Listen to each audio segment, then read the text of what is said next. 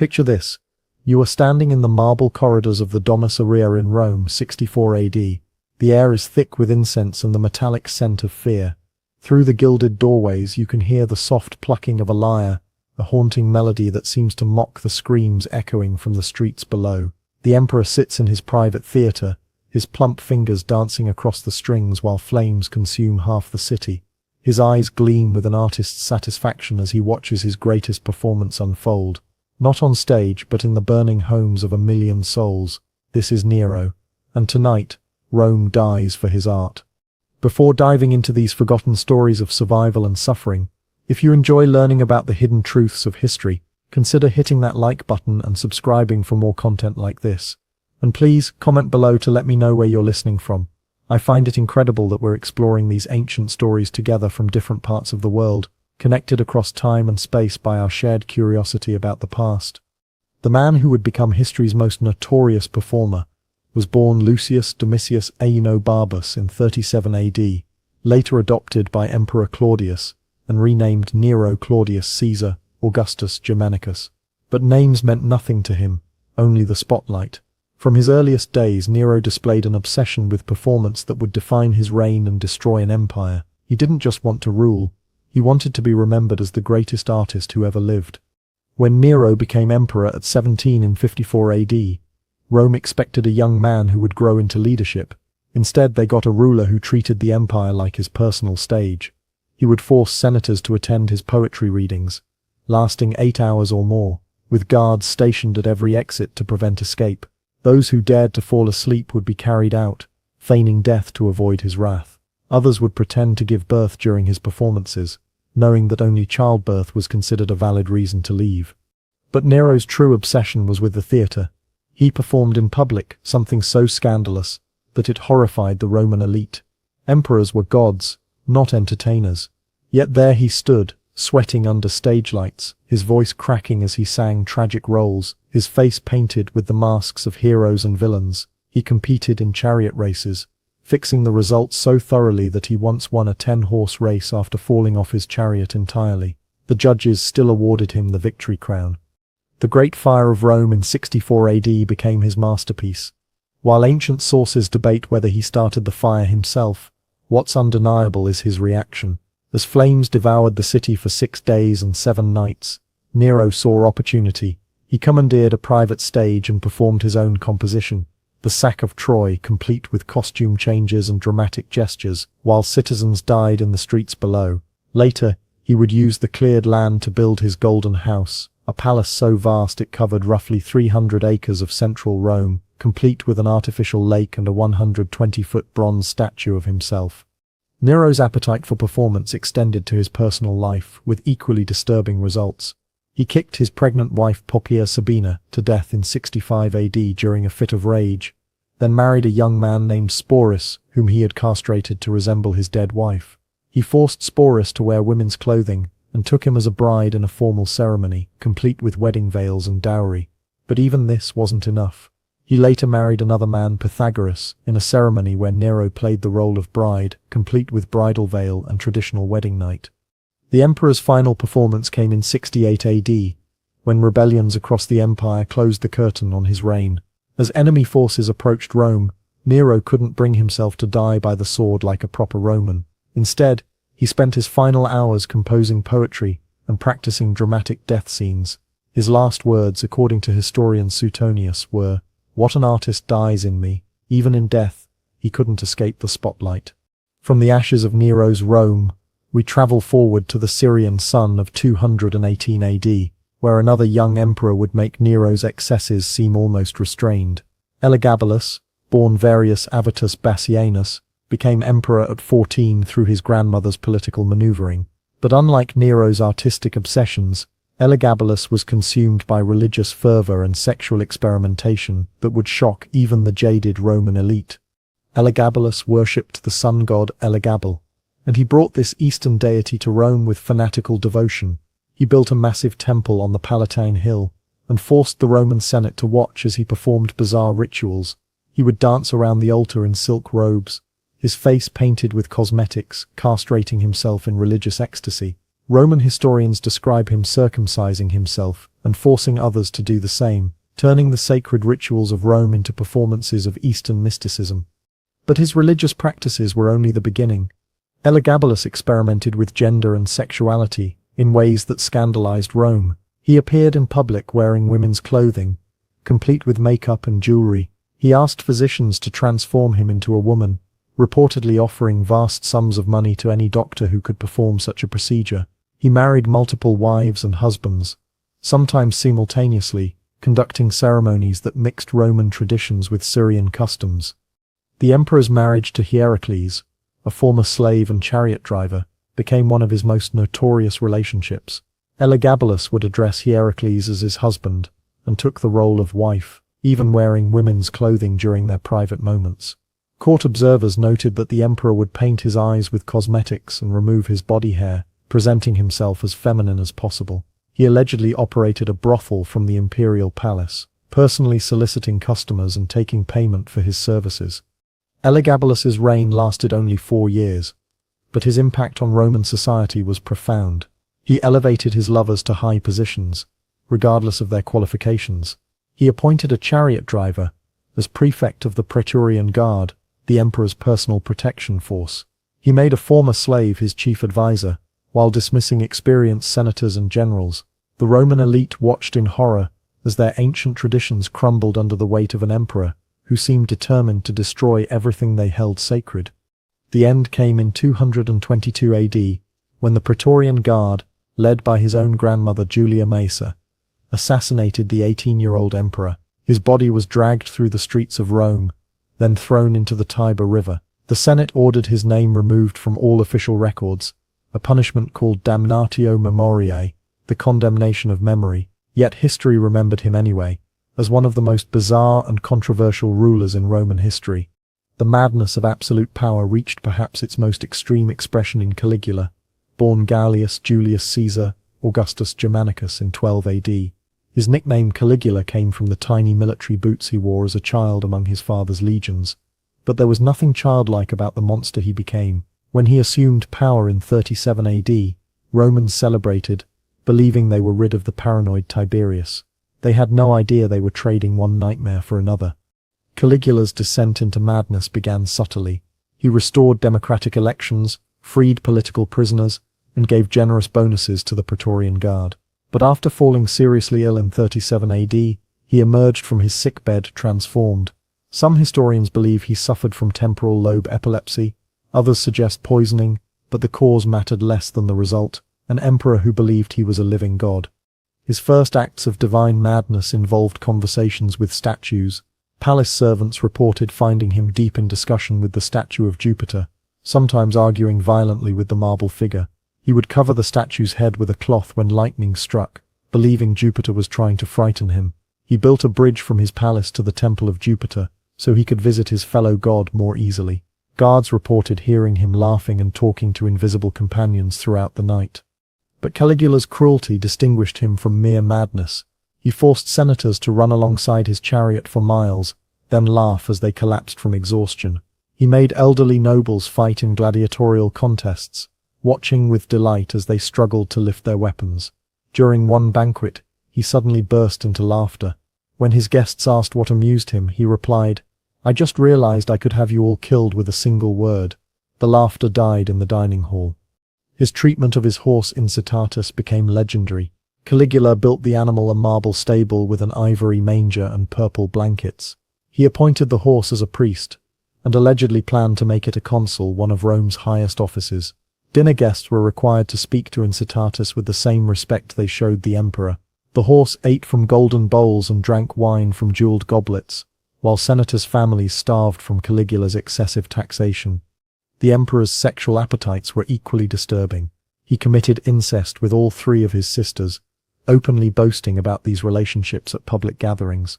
He forced other senators to watch as he violated their wives and daughters, sometimes during dinner parties. He would send soldiers to drag women from their homes for his pleasure, then return them hours later, often describing in detail what he had done to their husbands and fathers.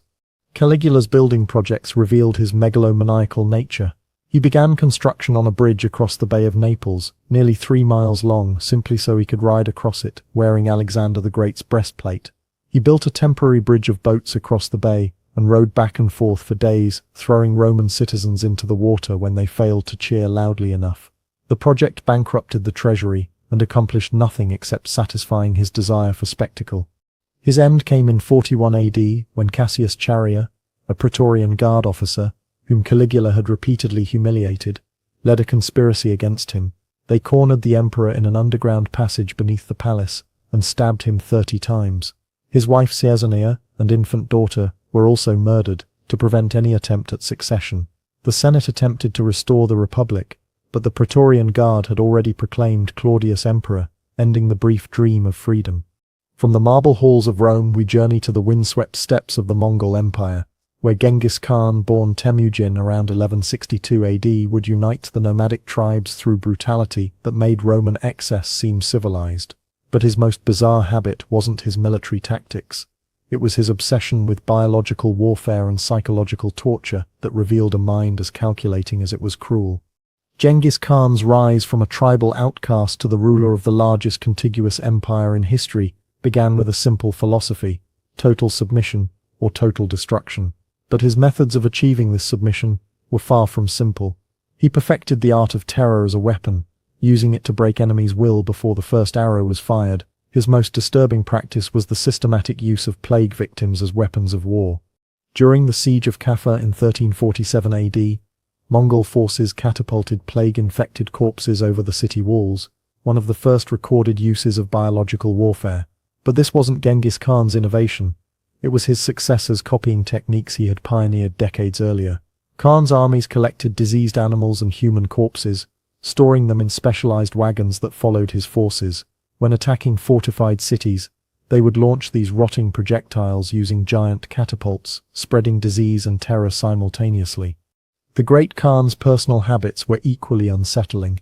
He believed that washing would remove his spiritual power, so he rarely bathed and forbade his warriors from cleaning themselves during campaigns. The Mongol army moved across Asia like a plague of unwashed bodies, their smell preceding them by miles. Enemy scouts could track their movement by the stench alone. Khan believed this filth made his warriors more fearsome and spiritually powerful. His treatment of conquered peoples revealed a mind that understood psychological warfare better than any general before him. He would spare skilled craftsmen and engineers, but execute every man taller than a wagon wheel, ensuring that only the young and traumatized survived to spread terror. Children were forced to watch their parents' execution, then integrated into Mongol society as psychological weapons against their own people in future campaigns. Genghis Khan's sexual practices were systematically brutal. He maintained a harem of thousands of women, but his true obsession was the rape of enemy leaders' wives and daughters in front of their families. He believed that humiliating enemy males was more effective than killing them, as survivors would spread fear more effectively than martyrs. His armies were instructed to bring him the most beautiful women from every conquered city, not for pleasure, but as trophies of psychological domination. The Khan's death in 1227 AD was as mysterious as his life was brutal. Some sources claim he died from injuries sustained falling from a horse. Others suggest he was killed by a captured Tangut princess who concealed a blade during rape. His burial location remains unknown, as his followers killed anyone who witnessed the funeral procession. Over 800 people died to keep his grave secret, their bodies scattered across the steppes to prevent anyone from following the trail. Moving from the vast steppes of Asia to the stone castles of medieval Europe, we encounter Vlad Athreid of Wallachia, known as Vlad the Impaler, born around 1431 AD. His name became synonymous with cruelty, inspiring the legend of Dracula, but the historical reality was far more disturbing than any vampire tale. Vlad's obsession with impalement wasn't random sadism. It was a carefully calculated psychological weapon designed to terrorize his enemies and maintain absolute control over his subjects. Vlad's introduction to cruelty came during his childhood captivity among the Ottoman Turks. From 1442 to 1448 AD, he lived as a hostage in the Ottoman court, watching as his captors used torture and execution as tools of statecraft. He studied their methods carefully, learning that fear was more effective than force. When he finally became ruler of Wallachia in 1456 AD, he applied these lessons with innovations that horrified even his Ottoman teachers. Impalement became his signature method of execution. But Vlad refined it into an art form. He would have victims stripped naked and forced onto sharpened stakes, carefully positioned to avoid vital organs and prolong suffering. The stakes were then raised vertically, allowing gravity to slowly drive the wood through the victim's body over several hours or days. Vlad would often dine among the dying, watching their faces as they slowly succumbed to their wounds. His most infamous display occurred in 1459 AD, when he impaled over 20,000 Ottoman prisoners outside the city of Targovishte. The forest of stakes stretched for miles, with bodies arranged by height and social status. Vlad positioned his dining table in the center of this human garden, hosting diplomatic meetings while surrounded by the slowly dying. Ottoman envoys reported that the smell of death and the sound of moaning victims made negotiation impossible, exactly as Vlad intended. But impalement was only one tool in his arsenal of psychological warfare. He would invite enemies to dinner, then have them seized and tortured in front of their families. He once invited several hundred nobles to a banquet, then had the doors sealed and the building burned with all the guests inside. He told survivors that he was cleaning the weeds from his garden. Those who escaped spread word of his methods, turning his reputation into a weapon that preceded his armies. Vlad's personal life reflected his public cruelty. He married twice, both times to women whose previous husbands he had killed. His first wife, whose name is lost to history, allegedly committed suicide by throwing herself from the castle tower rather than face capture by Ottoman forces. His second wife, Ilona Szilágyi, lived in constant fear of his moods. Court records describe her jumping at sudden sounds and refusing to eat food that hadn't been tested by servants. The ruler's obsession with cleanliness created a bizarre contrast to his bloody methods. He bathed multiple times daily and changed clothes frequently, as if trying to wash away the blood on his hands. He required his servants to maintain spotless conditions in his castle, executing those who failed to meet his standards.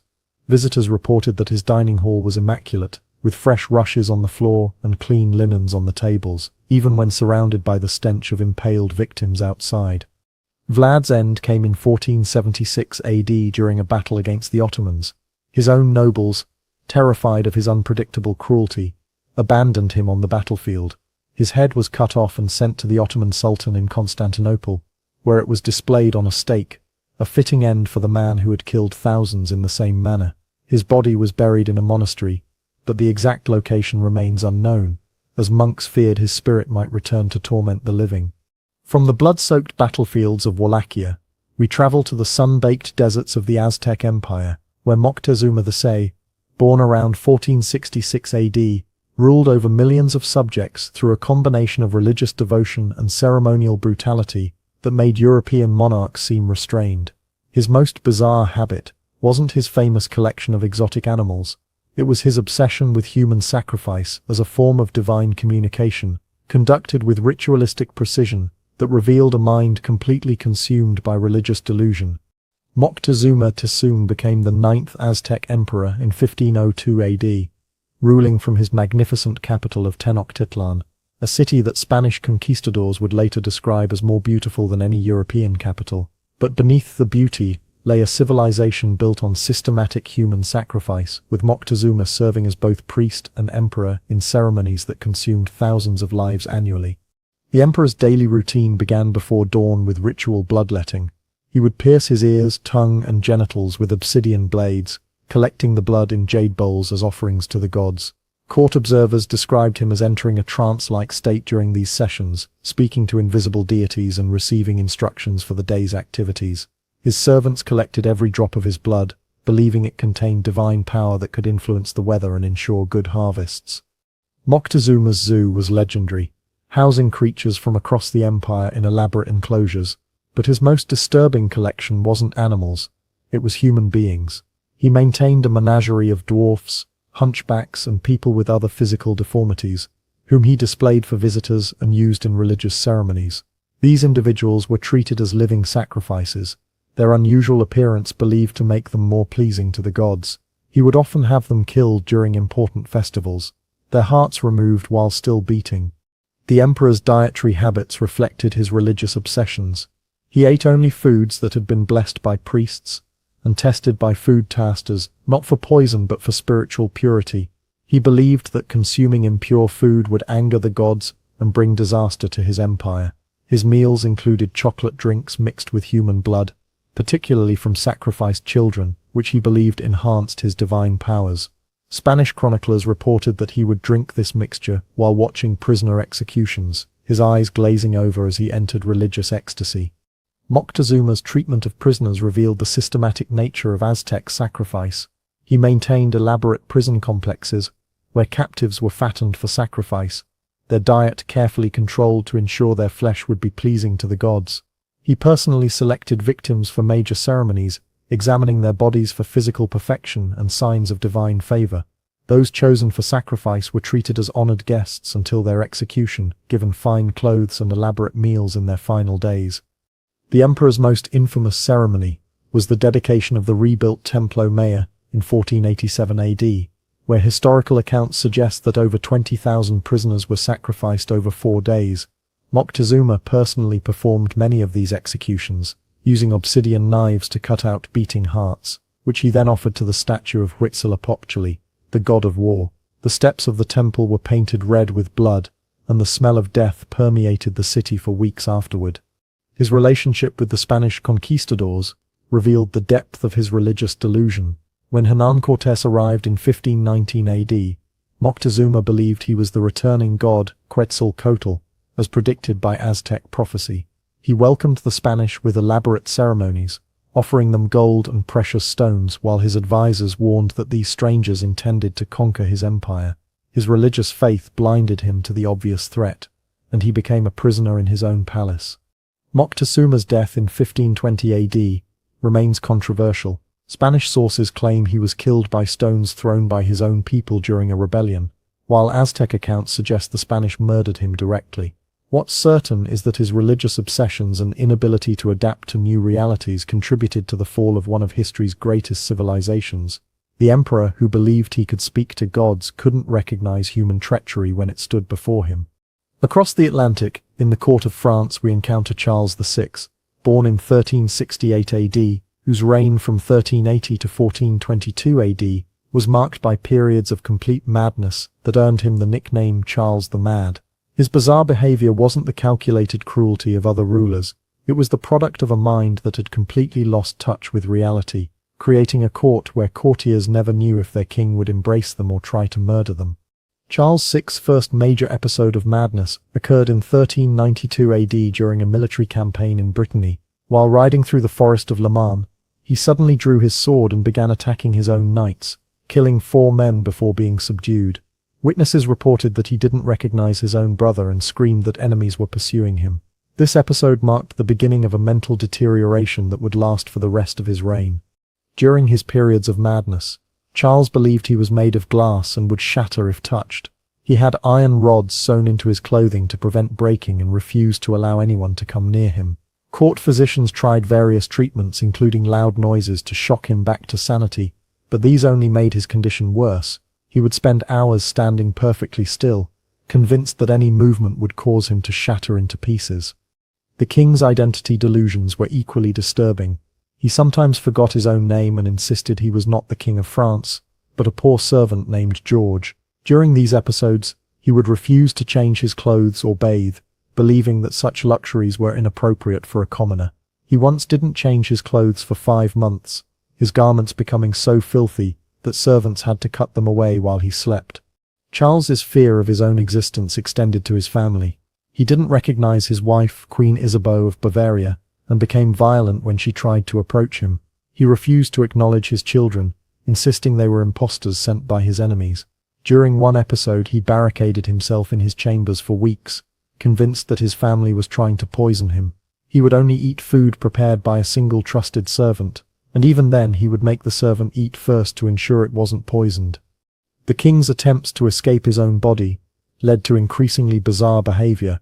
He would run through the palace corridors, trying to outrun his own shadow, convinced it was a demon pursuing him. He once attempted to burn down his own chambers, believing that fire would purify him of evil spirits. Guards had to wrestle him away from the flames, his hair and beard singed from the heat. His lucid periods were almost more disturbing than his madness. During these moments, Charles would remember his actions and become consumed with guilt and horror. He would weep for hours, begging forgiveness from those he had attacked and trying to make amends for his behavior.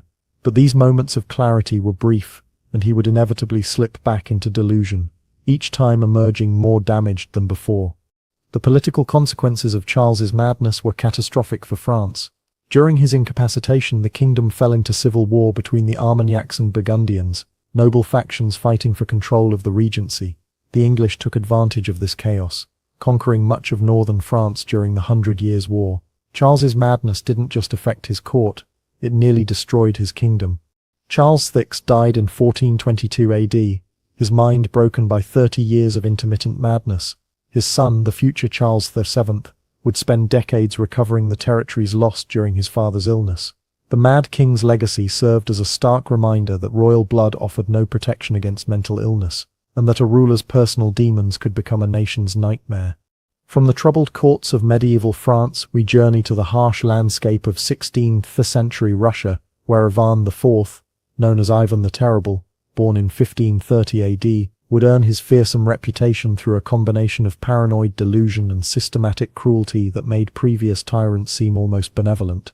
His most bizarre habit wasn't his famous fits of rage, it was his obsession with religious ritual combined with sexual violence that revealed a mind completely consumed by contradictions.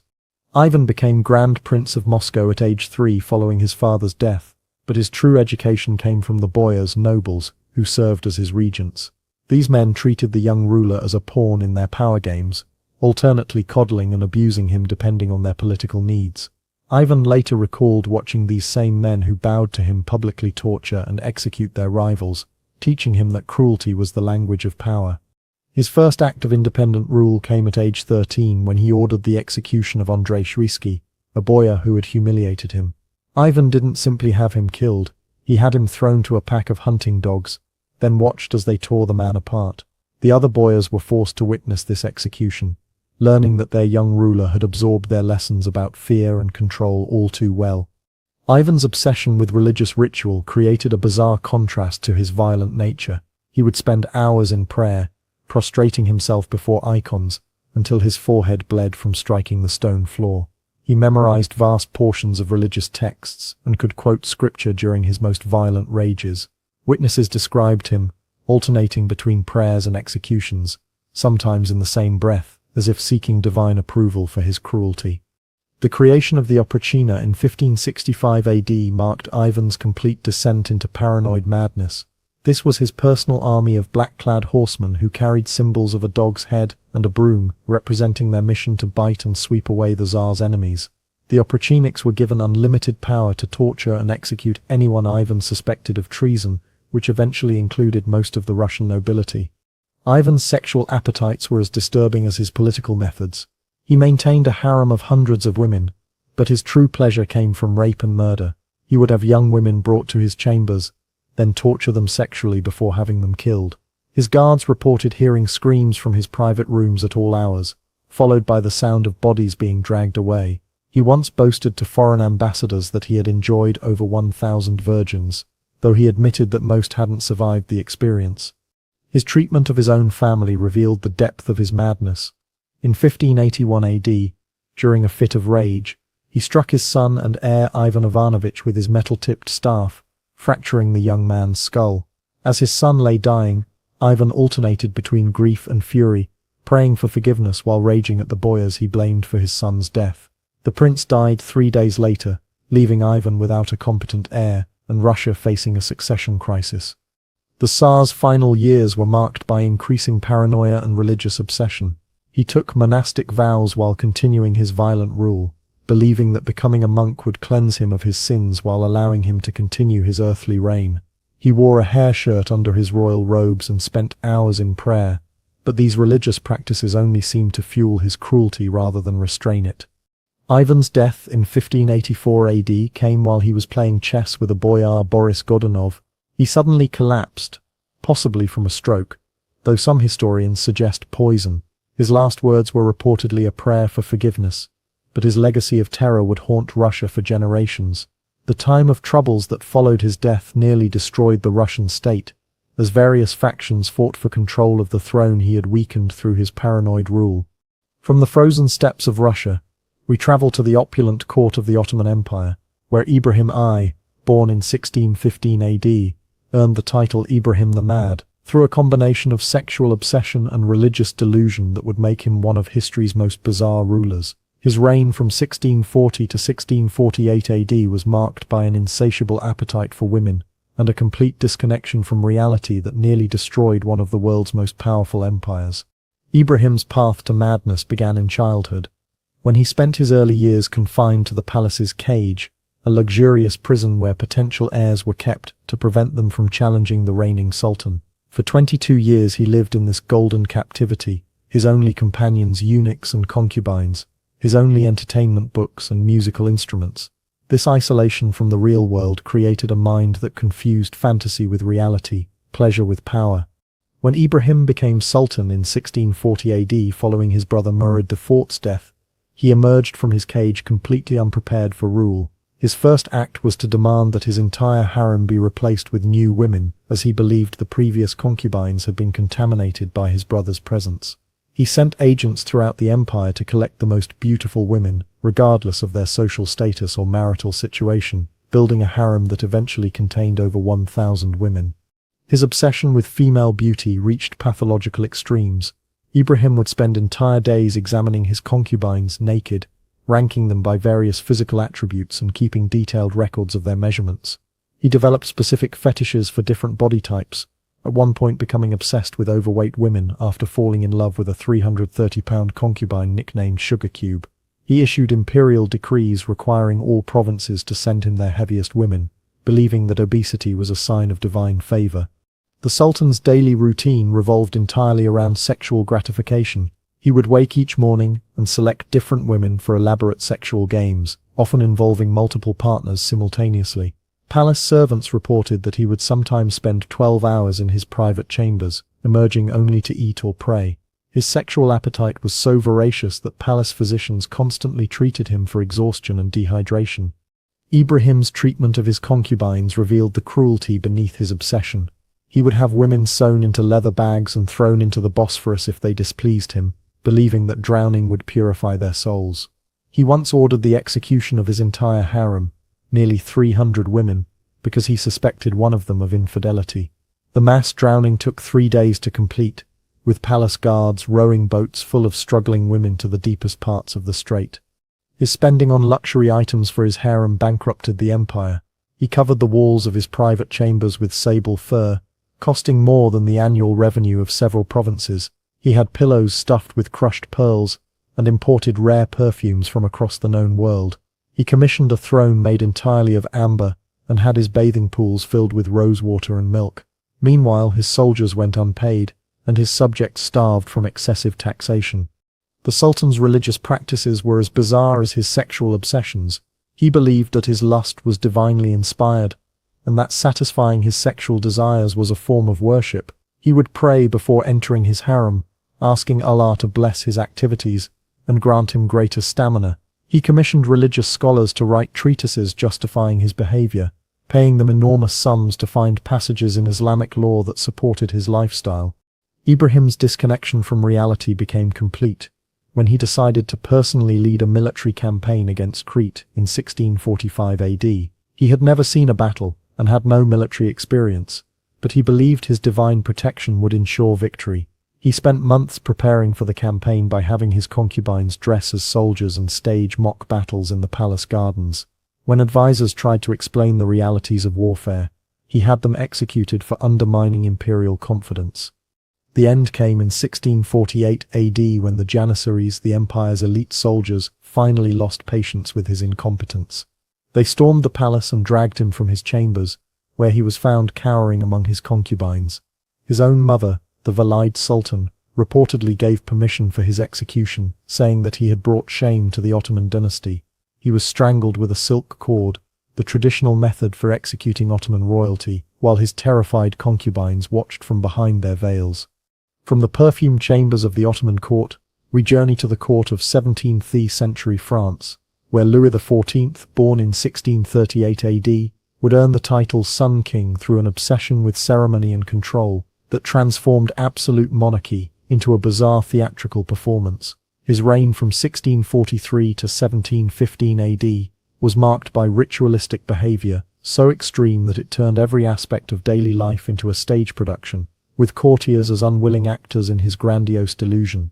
Louis XIV's obsession with ceremony began in childhood, when his mother Anne of Austria and chief minister Cardinal Mazarin used elaborate court rituals to maintain royal authority during the regency.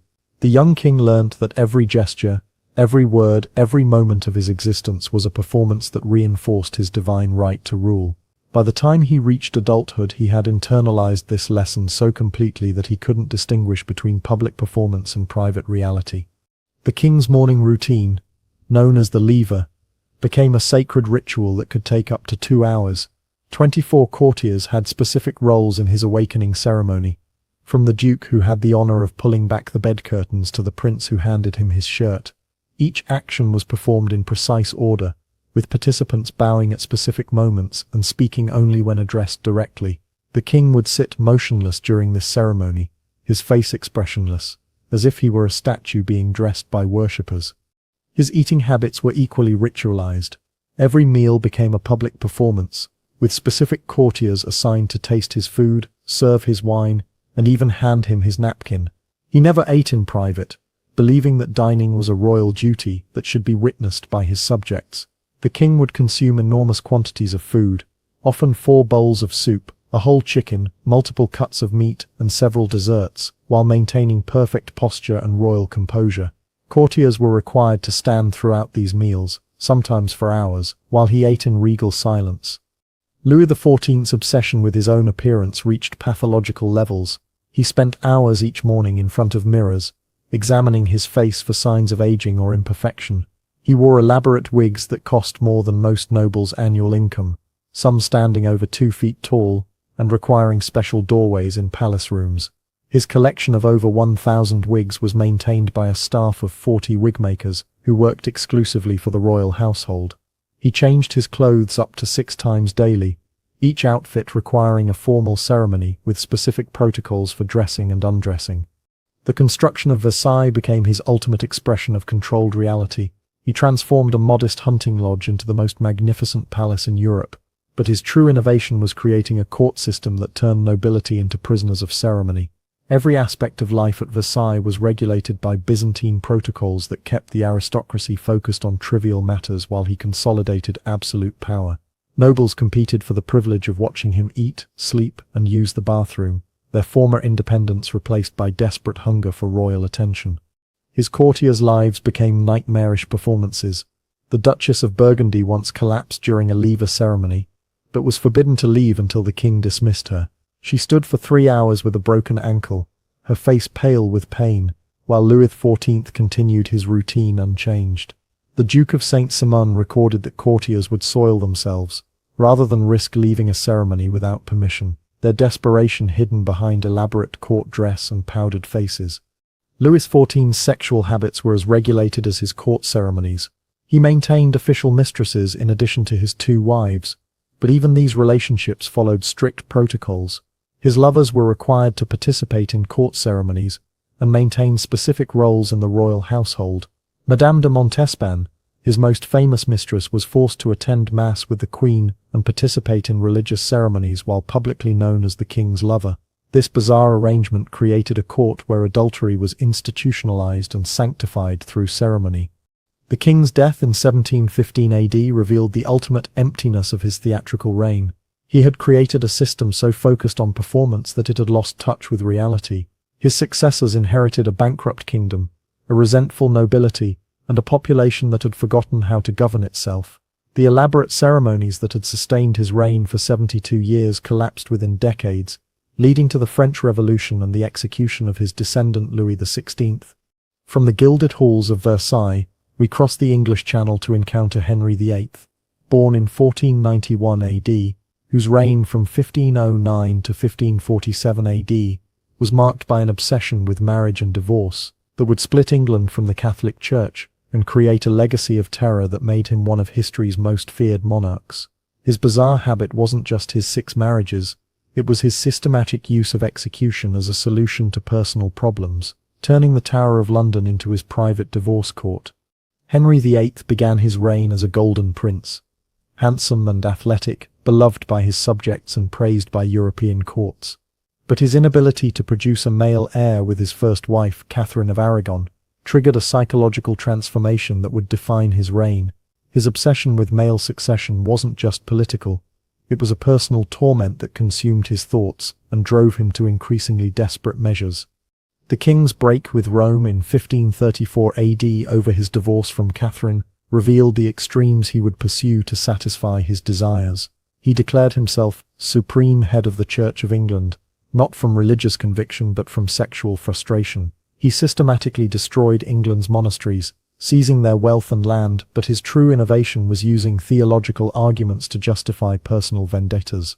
He executed Thomas More and John Fisher, two of England's most respected scholars, simply because they wouldn't acknowledge his authority over the Pope. His treatment of his wives revealed a pattern of obsession followed by murderous rage. Anne Boleyn, whom he pursued for 7 years and married in secret, was executed on charges of adultery and treason after failing to produce a male heir. The evidence against her was fabricated, but Henry convinced himself of her guilt through his own paranoid delusions. He watched her execution from his palace window, then celebrated their daughter Elizabeth's illegitimacy within hours of her mother's death. Henry's physical transformation paralleled his psychological deterioration. By middle age he had grown enormously fat, his legs covered with festering ulcers that gave off a smell so putrid that courtiers could detect his presence from rooms away. His armor had to be constantly enlarged, and he required mechanical lifts to mount his horse. Yet he maintained the delusion that he was still the athletic prince of his youth, commissioning portraits that showed him as slim and powerful, while his actual body was grotesque and diseased. The king's paranoia reached its peak during his marriage to his fifth wife, Catherine Howard. When he discovered her previous relationships, he flew into such a rage that witnesses feared for their own safety. He had her executed along with her alleged lovers, but his fury didn't end there. He executed anyone who had known about her past and failed to inform him, including elderly servants who had worked for her family. The purge consumed dozens of lives, all because a teenage girl had been sexually active before marriage. Henry's final years were marked by increasing isolation and cruelty. He slept with a loaded crossbow beside his bed, convinced that assassins were lurking in the palace shadows. He had his food tasted by multiple servants, and changed his sleeping chambers randomly to avoid poison. His courtiers lived in constant fear of his moods, knowing that a careless word could result in execution. The Tower of London's execution block was worn smooth from use during his reign. His death in 1547 AD came from complications related to his obesity and infected leg ulcers. His last words were reportedly, "Monks, monks, monks," perhaps a reference to the religious men he had destroyed during his break with Rome. He left behind a kingdom transformed by his personal obsessions, a daughter who would become one of England's greatest queens, and a legacy of terror that would influence English monarchy for centuries. From the English court we journey to the mountains of Wallachia to encounter another member of the Dracul family, Radu the Handsome, born around 1437 AD, younger brother of Vlad the Impaler. His bizarre habits weren't marked by his brother's cruelty, but by a complete submission to his Ottoman captors that earned him the throne of Wallachia, while destroying his soul. His reign from 1462 to 1475 AD was characterized by sexual submission and cultural betrayal that made him one of history's most psychologically complex rulers. Radu's transformation began during his childhood captivity, alongside his brother Vlad in the Ottoman court. While Vlad learned cruelty and resistance, Radu chose accommodation and submission. He converted to Islam, learned Turkish and Arabic, and eventually became a favorite of Sultan Mehmed II. But his relationship with the Sultan went beyond political alliance. Historical sources suggest a sexual relationship that shaped his entire worldview and political philosophy. His unusual name, the Handsome, reflected his physical beauty and his use of sexuality as a political weapon. Ottoman chroniclers described him as exceptionally attractive, with fair skin and delicate features that made him popular among both men and women at court. He used his appearance to gain influence, reportedly serving as the Sultan's lover while maintaining relationships with other powerful Ottoman officials. His beauty became his primary political asset, a tool he wielded with calculated precision. When Radu became ruler of Wallachia in 1462 AD, he brought Ottoman customs to his Christian kingdom with an enthusiasm that shocked his subjects. He built mosques in Wallachian cities, invited Turkish settlers to colonize his lands, and implemented Islamic law alongside traditional Romanian customs. His court became a bizarre hybrid of Christian and Islamic traditions, with Orthodox priests serving alongside Muslim clerics in ceremonies that confused and disturbed his subjects. His relationship with his brother Vlad created one of history's most psychologically complex sibling rivalries. While Vlad impaled thousands of Ottoman prisoners, Radu welcomed Ottoman settlers with open arms. They fought multiple battles against each other, with Radu leading Ottoman forces against his own brother's army. The psychological toll of this conflict was evident in Radu's behavior. He would reportedly weep after victories against Vlad's forces, torn between loyalty to his benefactors and love for his brother. Radu's sexual practices reflected his psychological submission to Ottoman authority.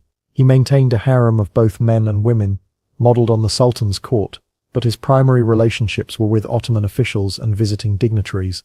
He used sexual favors as diplomatic tools, hosting elaborate parties where political negotiations occurred alongside sexual encounters.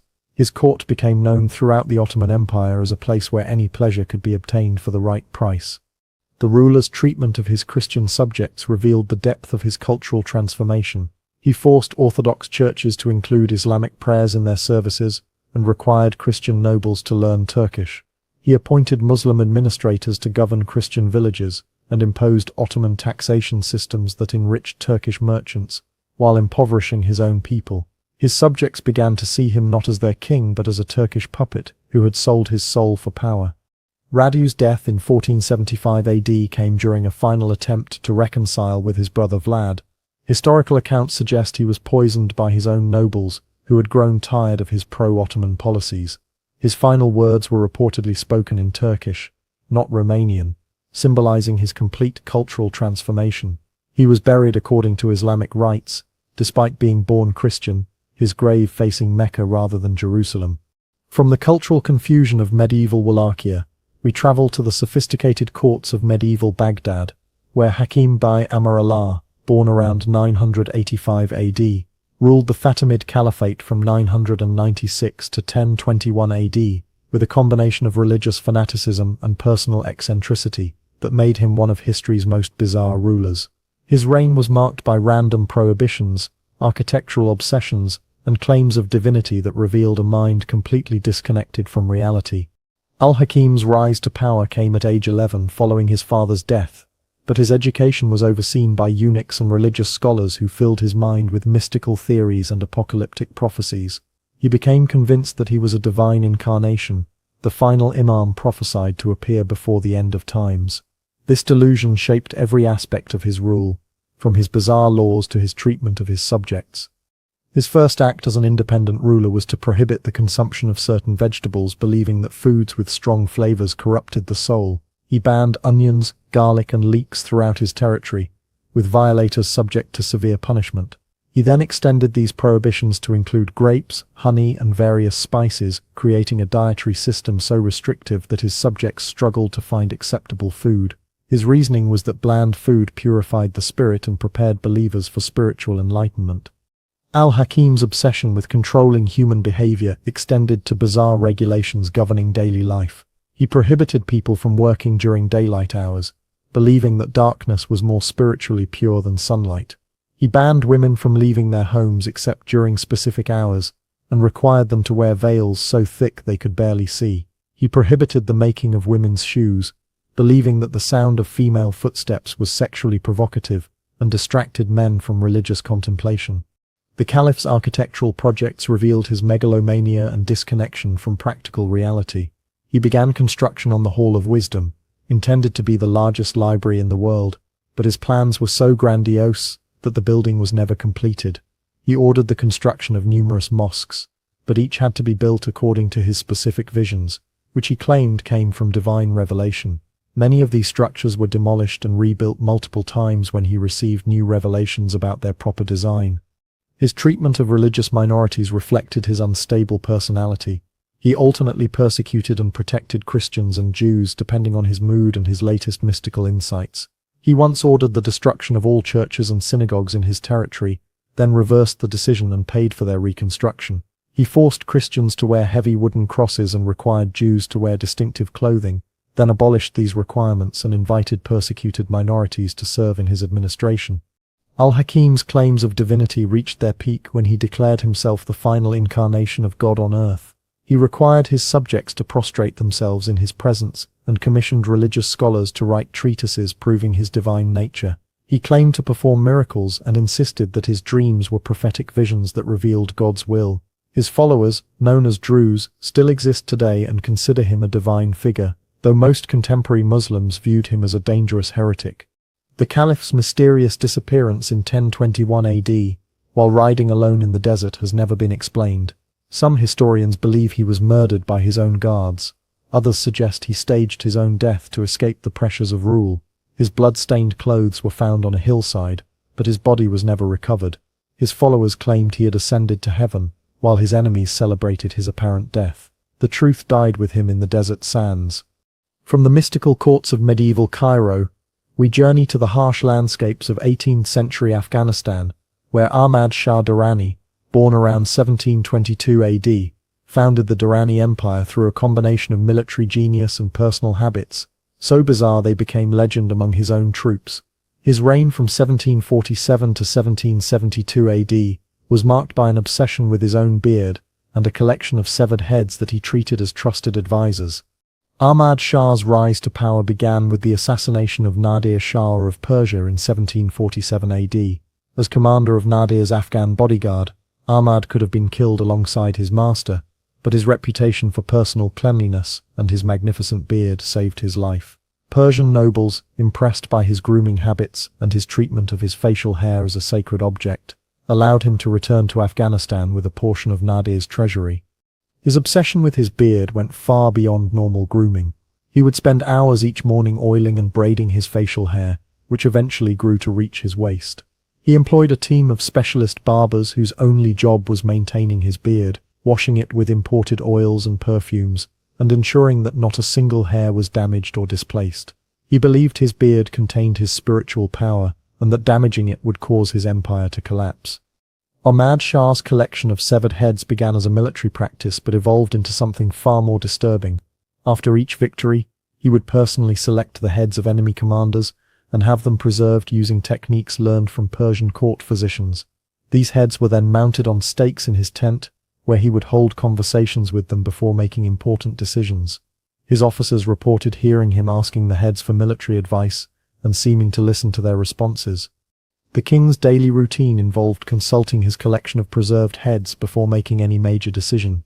He named each head according to the deceased's rank and accomplishments, treating them as a council of war advisors. Visitors to his court were horrified to see him speaking earnestly to rotting skulls, their eye sockets empty and their flesh mummified, while he nodded, as if receiving valuable counsel. His soldiers began to believe their king could communicate with the dead. His treatment of living advisors was equally strange. Ahmad Shah would only accept advice from men who had never cut their beards, believing that facial hair was connected to wisdom and spiritual power. He dismissed experienced generals who trimmed their beards and promoted younger officers based solely on the length and thickness of their facial hair. His court became populated with heavily bearded men of questionable competence, their long facial hair, their primary qualification for high office. Ahmad Shah's military tactics incorporated his psychological peculiarities with devastating effect. Before battles, he would display his collection of heads to enemy forces, claiming that the spirits of dead warriors fought alongside his army. He would ride into battle with several preserved heads attached to his saddle, their empty sockets seeming to stare at his enemies. This psychological warfare was remarkably effective, as many opposing forces fled rather than face an army led by a man who spoke to the dead. His personal hygiene extended beyond his beard to encompass his entire body. He bathed multiple times daily using water imported from specific mountain springs, believing that cleanliness was connected to military victory. He required his soldiers to maintain similar standards, making the Afghan army possibly the cleanest military force of its era. His enemies often detected their approach by the smell of soap and perfumed oils, rather than the usual odors of unwashed warriors. Ahmad Shah's death. in 1772 AD, was as bizarre as his life. He died of cancer, but spent his final weeks giving detailed instructions for the preservation of his own head, wanting to ensure he could continue advising his successors from beyond the grave. His son Timur Shah followed these instructions, keeping his father's preserved head in the royal palace for several years, before finally burying it according to Islamic law. The empire Ahmad had built through his strange genius collapsed within decades of his death.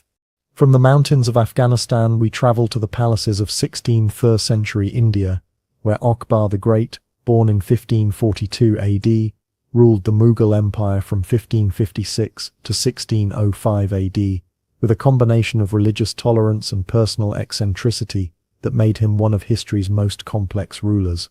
His bizarre habit wasn't cruelty or excess. It was his obsession with creating a new religion that combined elements of every faith he encountered, turning his court into a theological laboratory where he played the role of divine prophet. Akbar's religious experimentation began with his education under multiple tutors representing different faiths. He learned from Muslim scholars, Hindu priests, Christian missionaries, Zoroastrian teachers, and Buddhist monks, absorbing elements from each tradition while rejecting their claims to exclusive truth. By adulthood, he had developed a syncretic worldview that saw all religions as partial expressions of a single divine truth that only he could fully understand. His creation of the Din-i-Ilahi, religion of God, in 1582 AD represented the culmination of his theological ambitions. This new faith combined Islamic monotheism, Hindu reincarnation, Christian morality, and Zoroastrian fire worship into a system that Akbar claimed had been revealed to him directly by God. He appointed himself as the religion's prophet and required his closest courtiers to convert, though he never forced the practice on his broader subjects. The emperor's daily routine revolved around religious debate and experimentation. He built the Ibad Khana house of worship, where representatives of different faiths would engage in theological discussions while he listened and offered his own interpretations. These sessions could last for hours, with Akbar questioning priests and scholars about their beliefs while developing his own theories about divine truth. He took detailed notes during these debates, compiling them into religious texts that formed the foundation of his new faith. Akbar's treatment of religious art reflected his syncretic approach. He commissioned paintings that depicted Hindu gods alongside Islamic calligraphy, Christian symbols next to Buddhist iconography. His court artists created works that would have been considered blasphemous by orthodox believers of any faith, but which Akbar saw as expressions of universal truth. He personally designed religious ceremonies that incorporated elements from multiple traditions, creating rituals that confused and sometimes horrified visitors to his court. His marriage practices reflected his religious philosophy. He married Hindu, Muslim, and Christian wives, not just for political alliance but to demonstrate the unity of different faiths under his rule. Each wife was allowed to practice her own religion, and Akbar would participate in their various religious ceremonies, seeing them as different paths to the same divine truth. His court became a living example of religious tolerance that was unprecedented in the medieval world. The emperor's intellectual curiosity extended to his approach to governance. He abolished the jizya tax on non-Muslims, promoted religious minorities to high positions, and established a system of administration that valued competence over religious affiliation. His empire became a refuge for persecuted religious minorities from across Asia, as his reputation for tolerance spread among communities facing religious persecution elsewhere. Akbar's death, in 1605 AD, marked the end of one of history's most remarkable experiments in religious synthesis. His son Jahangir abandoned the Din-i-Ilahi and returned to Orthodox Islam, but the legacy of religious tolerance that Akbar had established continued to influence Mughal policy for generations.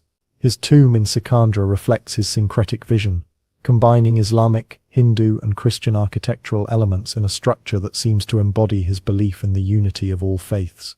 From the religious experiments of Mughal India, we journey to the windswept highlands of Scotland, where David I, born around 1084 AD, ruled from 1124 to 1153 AD, with a combination of religious devotion and personal habits, so extreme they earned him sainthood while nearly bankrupting his kingdom. His bizarre obsession wasn't with power or pleasure, it was with founding religious institutions and giving away royal lands to achieve personal salvation, treating his kingdom like a vast monastery with himself as its chief monk. David's religious mania began during his youth at the Anglo-Norman court, where he was exposed to continental European monasticism and the reformist movement within the Catholic Church. He became convinced that royal power was a burden that endangered his soul unless used exclusively for religious purposes. Upon becoming king, he embarked on a program of monastery building that transformed Scotland, but nearly destroyed the royal treasury. His daily routine resembled that of a monk more than a king. He woke before dawn for private prayers, attended multiple masses throughout the day, and spent hours copying religious manuscripts by hand. He wore a hair shirt under his royal robes and fasted so frequently that his courtiers worried about his health. He slept on a simple straw mattress in a bare cell within his palace, surrounding himself with religious symbols rather than royal luxury. The king's obsession with founding religious institutions reached extraordinary proportions. During his 29-year reign, he established over 20 major monasteries and countless smaller religious houses. He gave these institutions vast tracts of royal land, often the most fertile and valuable territories in Scotland. By the end of his reign, the church owned nearly 1/3 of all Scottish land, making it wealthier than the crown itself. David's approach to justice reflected his religious worldview. He established church courts alongside royal courts, often deferring to religious authorities in matters that traditionally fell under royal jurisdiction. He required all his officials to take religious vows and insisted that secular law conform to church doctrine. His kingdom became a theocracy in all but name, with bishops wielding more practical power than nobles. His treatment of money revealed the depth of his religious conviction. He gave away enormous sums to religious causes, funding the construction of elaborate churches and monasteries, while his own castles fell into disrepair. He refused to collect certain taxes, believing that royal wealth was spiritually corrupting. He personally distributed alms to the poor, sometimes giving away his own clothing to beggars, much to the horror of his courtiers. The king's marriage to Matilda of Huntingdon was conducted more like a religious ceremony than a royal wedding. He insisted that their relationship remain celibate, except for the minimum necessary to produce an heir, viewing sexual pleasure as incompatible with his spiritual goals. Their court was described by visitors as resembling a monastery more than a palace, with constant prayers, religious ceremonies, and theological discussions, replacing the usual entertainments of medieval royalty. David's military campaigns were conceived as religious crusades rather than political conquests. He fought against pagan tribes on Scotland's borders, but his primary goal was conversion rather than conquest.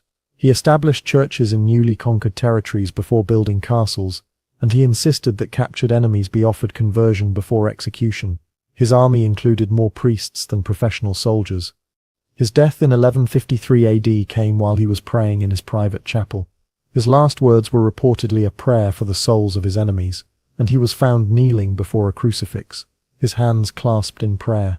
The Catholic Church canonized him as Saint David I, recognizing his extraordinary devotion, but his successors inherited a kingdom so weakened by his religious generosity that it took generations to restore royal authority. Our final journey takes us to the bizarre court of the Holy Roman Empire, where Rudolf II, born in 1552 AD, ruled from 1576 to 1612 AD with an obsession for alchemy, astrology, and the occult that transformed his court into Europe's strangest intellectual center. His reign was marked by a complete withdrawal from political reality into a world of magical thinking and scientific experimentation that made him one of history's most eccentric rulers. Rudolf II's descent into obsession began with his education in Spain, where he was exposed to the works of medieval alchemists and astrologers. He became convinced that the universe operated according to hidden principles that could be discovered through careful study and experimentation. When he became emperor, he transformed his court in Prague into a haven for scholars, magicians, charlatans, and genuine scientists, creating an atmosphere where reality and fantasy blended into indistinguishable confusion. His daily routine revolved around alchemical experiments and astrological calculations. He would spend hours in his private laboratory, attempting to transmute base metals into gold and seeking the philosopher's stone that would grant eternal life. He employed teams of alchemists, astrologers, and mathematicians, paying them enormous sums to pursue research that more practical rulers would have dismissed as nonsense. His court became a magnet for every occultist and pseudo-scientist in Europe. The emperor's collection of curiosities grew into one of the most bizarre assemblages in European history. He owned thousands of paintings, sculptures, and mechanical devices, but his true passion was for objects he believed possessed magical properties. He collected supposed unicorn horns, crystals that allegedly revealed the future, and mechanical automata that seemed to move by supernatural power. His palace became a museum of the impossible, where visitors couldn't distinguish between genuine artifacts and elaborate hoaxes. Rudolph's treatment of his courtiers reflected his belief in astrology and magical influence. He would only conduct important business during astrologically favorable periods, and required his advisors to have their horoscopes cast before accepting their counsel. He believed that certain people possessed supernatural powers and would promote individuals based on their alleged magical abilities rather than their political competence. His court attracted every fortune teller and miracle worker in Europe. His relationship with the famous astronomer Tycho Brahe revealed both his genuine interest in scientific discovery and his inability to distinguish between legitimate research and occult nonsense. He provided Brahe with unlimited resources for astronomical observation, while simultaneously funding astrologers who claimed to predict the future from planetary movements. He treated mathematics and magic as equivalent disciplines, unable to recognize the difference between empirical research and mystical speculation. The emperor's personal life became increasingly isolated as his obsessions consumed him. He rarely appeared in public, spending most of his time in his laboratories and workshops. He never married, claiming that romantic relationships would interfere with his spiritual development. He communicated with his subjects primarily through written proclamations, many of which contained astrological advice and alchemical theories that bewildered recipients. Rudolph's mental deterioration accelerated in his later years, as the gap between his magical thinking and political reality became unbridgeable. He believed his alchemical experiments were on the verge of breakthrough, while his empire crumbled around him. Religious wars devastated his territories, but he remained focused on his search for the philosopher's stone. His subjects began to see him as a madman rather than a ruler, and his own family eventually forced him to abdicate in favor of his more practical brother. His death in 1612 AD came while he was conducting an alchemical experiment, his hands stained with chemicals and his laboratory filled with failed attempts at transmutation. He left behind one of Europe's greatest art collections and a legacy of scientific patronage, but also an empire weakened by years of neglect. His court had been a strange hybrid of genuine intellectual achievement and complete delusion, reflecting the mind of a man who couldn't distinguish between knowledge and fantasy. As you sit here now, perhaps in the comfort of your home, the stories of these 15 kings might seem like ancient nightmares, safely contained within history books and scholarly accounts. But power corrupts with the same relentless efficiency, whether it flows through marble halls in ancient Rome or modern boardrooms in glass towers. The tools change. Social media instead of impalement stakes, economic warfare instead of biological weapons, psychological manipulation instead of religious terror, but the fundamental dynamic remains unchanged. These weren't monsters who emerged from some primordial darkness. They were human beings, born with the same capacity for love and reason that exists in everyone. Yet absolute power transformed them into creatures that their own mothers wouldn't recognize. Their humanity dissolved in the acid of unchecked authority. They began as children who laughed and cried and dreamed, and ended as nightmares that haunted their subjects, long after death claimed them. The courtiers who bowed before Nero's burning Rome, the concubines who drowned in Ibrahim's Bosphorus, the peasants who starved while David built his monasteries, they all began their days hoping for simple things, a meal, safety, perhaps a moment of joy. Instead they found themselves actors in tragedies, written by minds so warped by power that they had forgotten what it meant to be human. Tonight, as you close your eyes, remember that somewhere in the world power still flows through human hands. Remember that the capacity for both creation and destruction lives within every heart that beats with authority over others. The only difference between the kings in these stories and the leaders of today is that we've learned to hide our monsters better, to dress our cruelties in the language of necessity and progress. But in the darkness before sleep, when the defenses of civilization grow thin and the whispers of absolute power grow loud, the ghosts of these 15 kings still walk among us. They remind us that the line between ruler and monster is written in sand, easily erased by the winds of unchecked ambition and absolute control. In the end, they were all just men who forgot they were human, and that, perhaps, is the most terrifying truth of all.